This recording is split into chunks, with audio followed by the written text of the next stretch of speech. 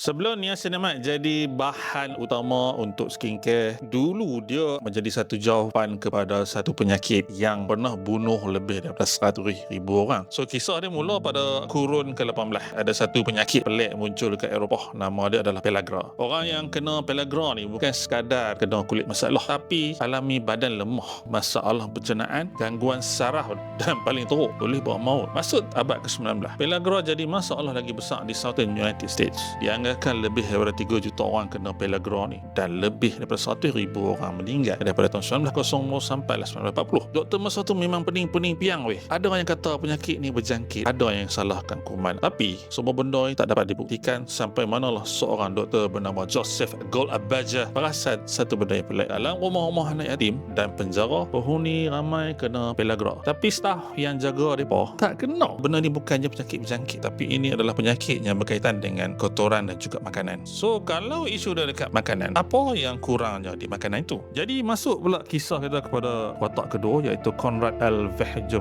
Dia adalah seorang biokimia daripada Universiti Wisconsin. Pada tahun 1937, L. Vehjem dan pasukannya berjaya tunjuk bahawa nikotinic acid dan juga nicotinamide boleh bantu membalikkan keadaan yang berkaitan dengan vitamin B3. Nicotinamide ni boleh dikatakan sebagai atuk kepada bahan niacinamide sekarang ni. Kisah pellagra puncanya berkaitan dengan kurangnya niacin ataupun vitamin B3. Dari situ dia mula banyakkan makanan yang diperkaya dengan vitamin B3. Diet rakyat mula bertambah baik. Penyakit pellagra ni makin turun dekat negara yang industri tinggi. Dan sejak daripada itu, niacinamide ni dah dibawa sampailah ke banyak industri, sampailah ke industri yang bernilai 10 bilion, iaitu industri dermatologi. Niacinamide ni dia bukan popular sebab hype kosong ataupun sebab marketing. Dia memang bantu kulit untuk nampak lagi sekata. Dia bantu skin barrier nampak supaya kulit ni nampak lebih balance. Dalam Lumia Glow Aura, niacinamide ni digabungkan dengan vitamin E, sodium hyaluronic, baku cahaya, tomato extract dan juga kojic acid untuk bantu skin barrier supaya kulit lebih toner sekata. Kalau nak mandian yang glow, yang nampak natural, mulakan dengan rutin yang paling basic, iaitu mandian. Cuba Lumia Glow Aura.